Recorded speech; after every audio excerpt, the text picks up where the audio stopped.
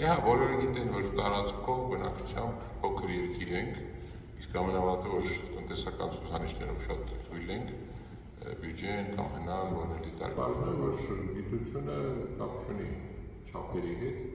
եւ շատ դեպքերում Հայաստանը բավական կարևոր դեր է զբաղեցնում։ Հիմա մի քիչ ընդհանուր տվյալներ ներկայացրել աշխարհից, աշխարհում կա 700 աստղադիտարան։ Իդեպ ասեմ, ոչ բոլոր երկրները, ընդամենը 73 պետություն կա, որ աստղադիտարան ունի, 200-ից մոտ 200 պետություն կա, այնպես որ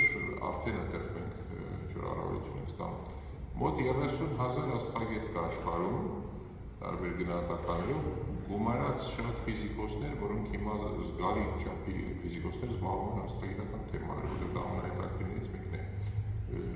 Բազմաթիվ ֆիզիկոսներ զբաղվում են օրինակ տիեզերաբանությամբ, կոսմոլոգիայով։ Միջազգային աստղագիտական միությունը ՄԱՄ հապաղում, որ գրված է, 87 անդամ երկիր ունի, որից մեկը Հայաստանն է, եւ Հայաստանը այդտեղ ունի 25 արդեն անդամ։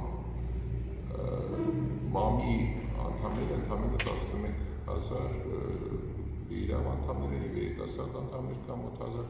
այսինքն մոտ 12,700 անդամ կա։ Բայց ՄԱՄ-ը ստեղծել է տարածաշրջանային կենտրոններ ընդամենը 11 հատ,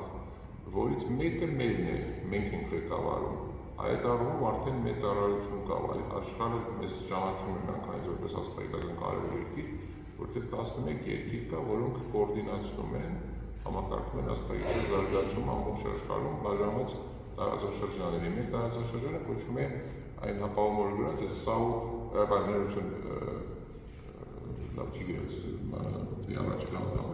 South West and Central Asia,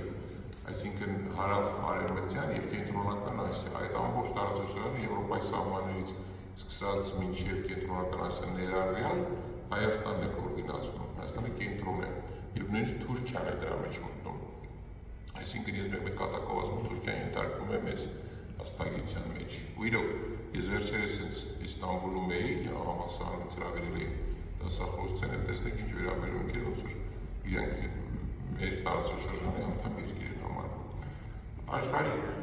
ինչպես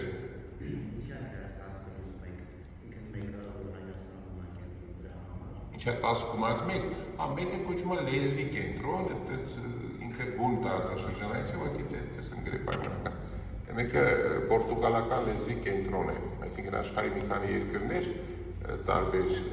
արդեն տարածաշրջաններից միավորված են լեզվի կենտրոնի մեջ։ Այդ պորտուգալերենով իրենք տարածում են իրենց աստղագիտական նյութերը, այդ առումով ուղղակի